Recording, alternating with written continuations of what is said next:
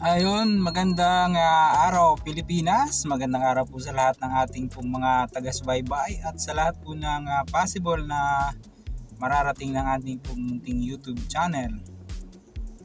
Ang video pong ito ay ating na-shoot o nakuhanan nung sa last Sunday, September 1. Yan po ay unang araw ng Setyembre.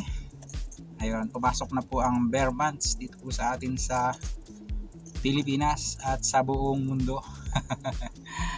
Kasalukuyan ay binabaybay po natin ang South Luzon Expressway at sa pagkakataon pong ito ay babahagi po naman natin sa inyo yung iba't ibang mga development at mga progress dito nga po sa naturang proyekto ng San Miguel Corporation. Ito pong sa South Luzon Expressway, both lanes po yan, yung pong road widening at expansion project. Kaya sana samahan niyo po ang ating biyahe ngayong araw dahil pupunta po tayo ng Batangas area. Sinamantala po natin yung pagkakataon. Let's go!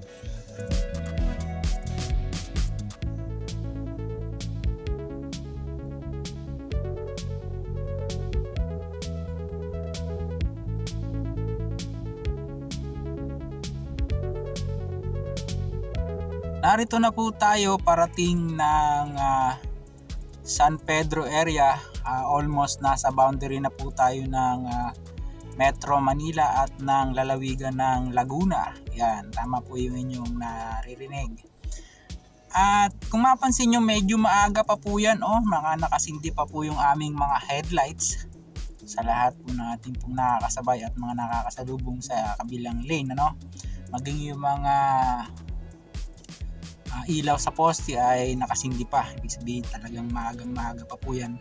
At salamat sa Diyos dahil medyo maganda pa po yung panahon yan, yung time na tayo bumiyahe, no?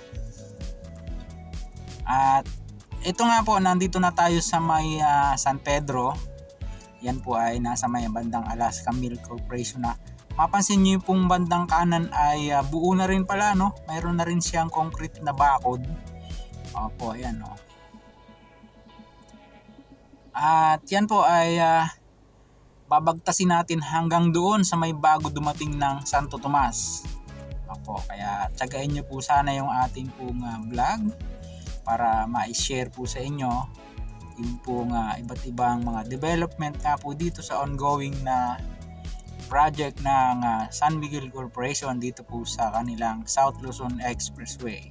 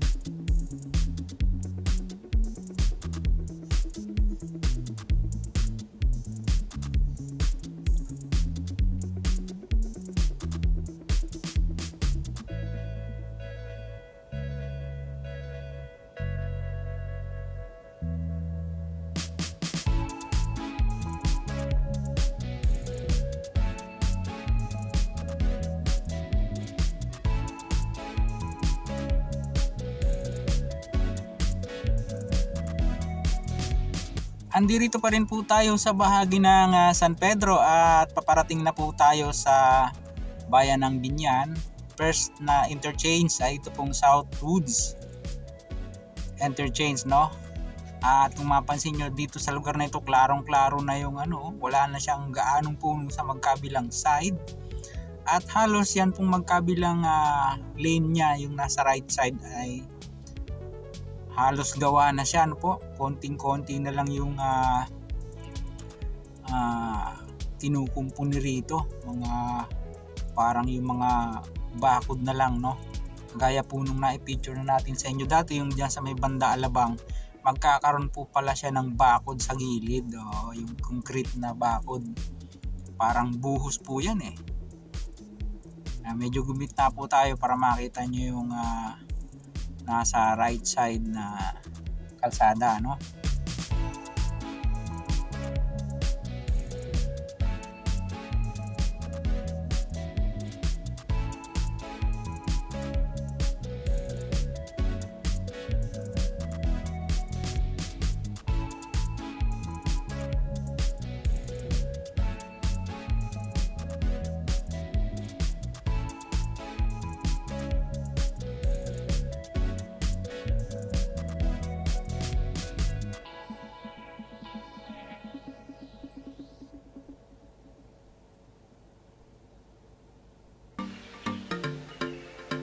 narito naman na po tayo, parating na tayo ng Carmona Interchange. At diyan po, papasilip natin sa inyo yung ginagawang pagpapaluang naman ng tulay. At diyan sa baba, mayroon po diyang ginagawang ongoing na board piling, no? Yan sa mga tulay na mga daraanan natin. Ito na po yung Carmona Interchange. At kung mapansin nyo, halos sinagad na yung pagkakapatag ng lupa dun sa pinakang column niya ng interchange ng tulay, overpass bridge.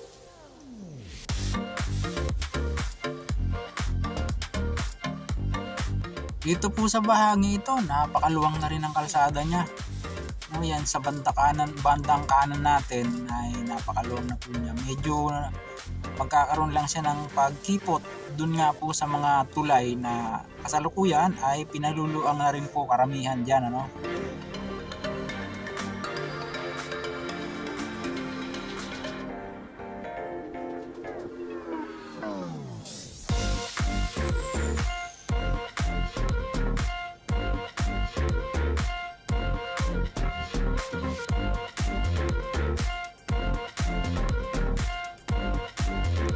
Inumpisahan po natin itong ating vlog dyan sa may paglusong ng pagbaba ng Skyway, elevated Skyway sa may bandang Alabang, ano po.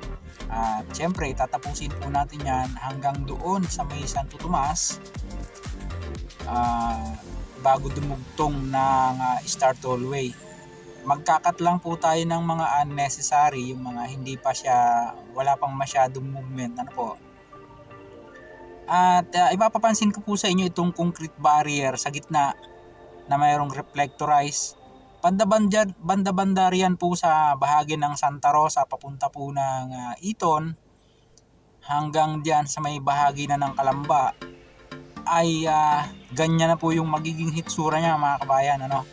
At inalis na po yung center island niya para paluangin nga po yung ito pong naturang expressway. Southbound po ang ating tinatahak.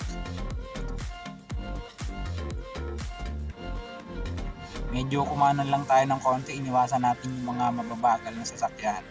Approaching na tayo ng Santa Rosa at mapapansin nyo na po yung sinasabi ko sa inyo kanina na kung dati mayroon siyang center island na halos 2 lane pa pala yung nadagdag dyan, ano, malaki-laki pa, or isa't kalahati, mga ganon, something like that.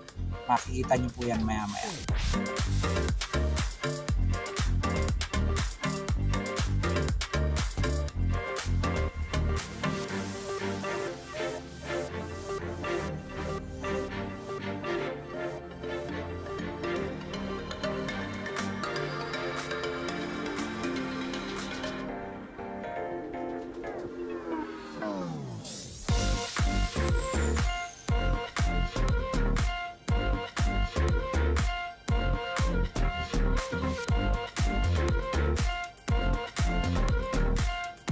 Pasensya na po pala kayo, mga kabayan, ano, baka po mapansin nyo, madalas nag-i-stay po tayo sa overtaking lane. Meron po kasi tayong pasahero ay natutulog po siya. Ito pong mga susunod na second hanggang doon sa third, fourth lane, fifth lane, medyo malubak po yan dahil karamihan po dyan ay truck at saka bus lane, ano. Ito na po yung sinasabi ko sa inyo, sementado na yung sa bandang gitna niya. At unti-unti inilalagay na po yung concrete barrier at siguro eventually ay lalagyan din po yan ng reflectorize, no, para safe sa ating mga motorista. Yan na siya, oh, sementado na. Parang 2 lanes nga ata ang nadagdag, no. Magkabila po kasi yan ay 1 lane, so bali 2 lanes. Yan po yung dating center island na damuhan yung gitna. Tapos mayroong isang street lights. Mahaba-haba na po yan hanggang doon na po yan bago dumating halos ng yung kung maalala nyo yung dating toll plaza na ngayon ay unti-unti na pong dinidemolish at inaalis sa gitna. Unsafe po kasi yun eh. Makikita nyo po yan sa una-unahan po ng ating video. Kaya sana ay Huwag po kayong maglubay sa ating biyahe. I-enjoy nyo lang po yung view. Bagaman hindi ganun kagandahan yung resolution ng ating pong camera, yan po ay 30 frame per second lamang, pero pagtsagaan nyo po sana, medyo okay naman na. Compare sa mga high resolution ng camera, yun po kasi ay 60 frame per second, kaya napakagandang panoorin. Walang masyadong alog, maganda yung stabilizer nya. Ito pong sa atin ay 30 frame per second po lamang. Napansin nyo ang haba na nung nasemento sa gitna, no? Kaya kagaya nga po ng sabi ko sa inyo, hanggang dyan na yan sa dating toll plaza sa gitna. Opo.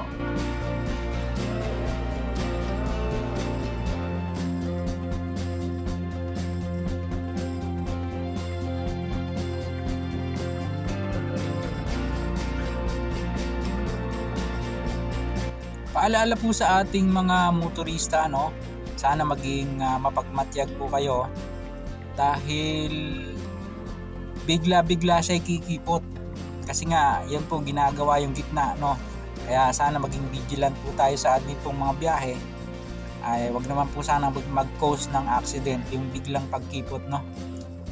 Lagi nyong papansinin yung mga cone saka yung mga reflectorized na arrow.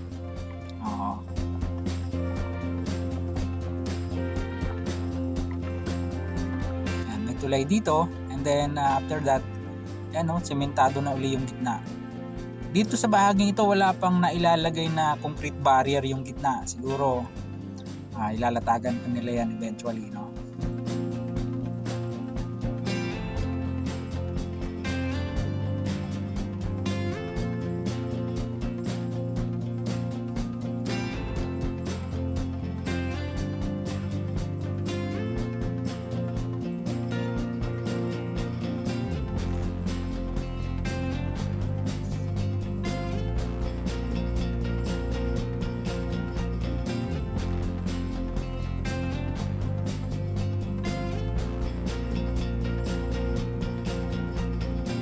Hindi po ba napakaganda na rito sa lugar na ito, oh.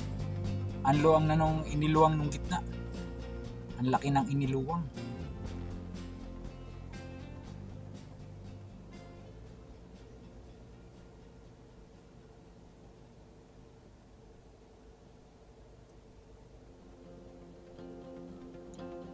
At kung mapansin po ninyo, hindi lamang po gitna ang pinaluwang dito, pati po yung magkabilang gilid ng expressway ay may nadagdag pa po dyan na if I'm not mistaken, siguro mga 2 lanes, no?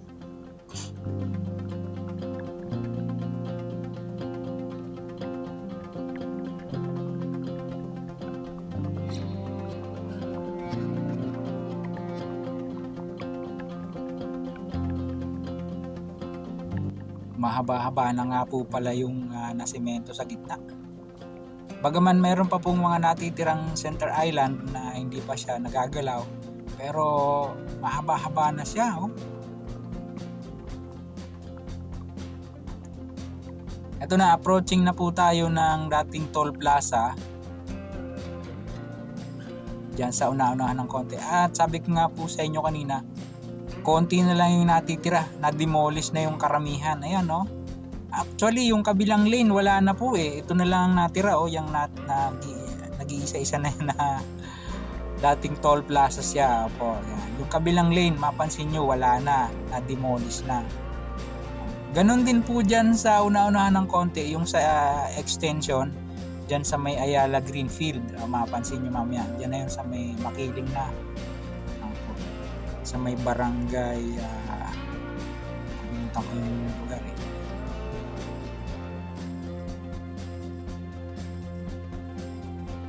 Ayun, sa may barangay sa Imsim po ata yun, if I'm not mistaken. Ito, yung mga may damo na yan sa gitna, ganyan po ang hitsura nung nasemento na doon sa unahan na nadaanan na natin kanina. At eventually, ganyan din po ang magiging hitsura niyan, magiging sementado rin siya. At ito na nga po yung isa pang bahagi ng tulay. Ayan, yung gitna, ginagawa rin po yan.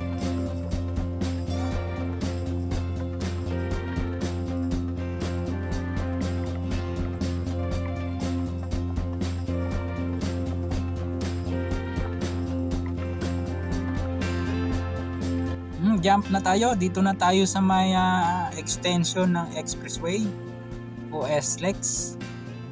Ayan, paakyat na tayo doon sa may barangay Saimsim na sinasabi ko nga po sa inyo. At dito nag-umpisa ng paluangin yung bahagi ng tulay diyan. Siguro nagbo-board piling na rin sila dyan. Hindi lang po natin nasilip. No? Ayan, may mga equipment. At yung right side ay halos pantay na dito sa existing na kalsada, mga kabayan. Ang taas po niyang bundok na yan. Kung nakikita niyo yung sa left side natin, ganyan siya dati, pero ngayon ay patag na. At siguro yung mga nahukay dyan na lupa ay hinakot ng mga truck mismo ng San Miguel at dinala doon sa dapat pagtambakan naman na mga mabababang bahagi. Usually ganun po ang nangyayari.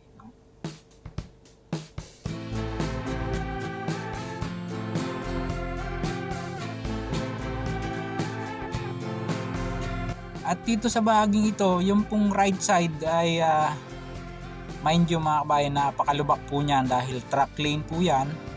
Sana ay ma-address po ito ng South Luzon Expressway, pamunuan po ng San Miguel.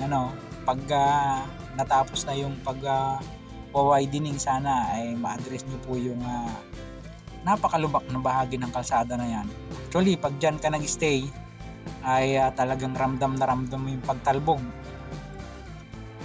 Andito na po tayo sa dating toll plaza. Mapansin nyo, napakalinis niya na. Wala na po yung structure ng toll plaza dito. Wala na kayo halos sa makikitang marka na yan po ay dating toll plaza. Opo, yan. At tutuloy-tuloy na tayo dito sa bahaging ito ng sa South Luzon Expressway extension po ang tawag ko rito kasi dati wala naman to Doon talaga sa turbina magdaraan yung mga sasakyan papunta ng South Luzon. Opo, punta ng Batangas, ng Quezon, ng rest of Laguna at ng Kabikulan at Kabisayaan at Mindanao, yung mga nagbabaylan, no? Dito po sa bahaging ito, sa una-unahan, ay dyan naman po yung magiging interchange ng SLEX TR4. Santo Tomas, tatawagin po yung Santo Tomas Interchange ng SLEX TR4. Ang katunayan, mayroon na pong ginagawa dito sa gitna na paglalagay ng column. Yan, nag-umpisa ng kumipot yung kalsada. Paglalagay ng column na siya naman pong magiging tungtungan ng girders na patawid naman dyan sa alignment ng SLEX TR4. Ayan na yung column niya sa magkabila. Ayan, tapos ito po yung gitna. Mayroon po tayong napanood na vlog at mayroon na rin pong mga ginagawang pagkahahabang mga girders dyan sa siguro po sa mga susunod na pagkakataon, pag medyo maganda na yung panahon, ay muli ay papasadahan po natin itong interchange ng Santo Tomas SLEX TR4. Bagaman yan po ay sakop pa ng Kalamba, may nag-comment kasi sa atin bakit daw ang tawag ay Santo Tomas Interchange samantalang lupang Kalamba yan. Sabi ko po, itatanong natin sa SMC kasi sila yung nagpangalan yan Ala naman po tayong karapatan na baguhin yung pangalan yan kung ano yung binigay nilang pangalan. Yun na po yun. Kaya yun po yung ating ibinablog at sinusunod. Hindi naman pwedeng tayo gumawa ng ating lalong maraming mangbabas sa atin. Buti nga may isa lang na nangbas sa atin. Gusto tayong ibas dahil bakit daw Santo Tomas Interchange sakop pa ng Kalamba. Hindi po natin alam yun. Yeah. Nakakatuwa lang, nabanggit ko lang po sa inyo. Anyway, dito naman po sa bahaging ito, yung northbound ay wala pa halos movement yung right side ng widening. Dito sa southbound, kaya po natin ito muli ay ibinahagi sa inyo. Napakaganda na po ng progress na pagpapaloong ng kalsada. Halos hanggang doon na po yan bago dumugsong ng Star Tollway. So yun, hanggang dito na lang po muna. Pansamantala ay nagpapaalam po si Kabayang Alex sa inyo. Maraming salamat po sa inyo pong pagsubaybay sa mga ngayong napagawi sa ating munting channel. Huwag pong kalimutang mag-like at mag-subscribe. Pakipindot po ang notification bell para lagi po kayong updated sa mga vlog po natin. Maraming salamat po. See you next time sa ating vlog. Hasta bye bye.